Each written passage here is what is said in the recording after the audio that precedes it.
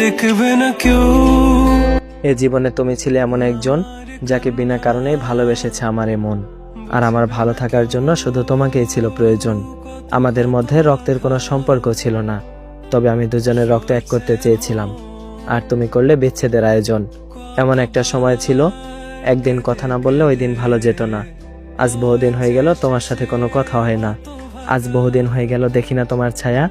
এতদিন কেটে যাওয়ার পরও কাটাতে পারলাম না তোমার মায়া। তুমি অসুখের মতো করো আজও এমনে বিরাজ, আর এই অসুখ না সারাতে পারবে কোনো ডাক্তার, আর না পারবে কবিরাজ।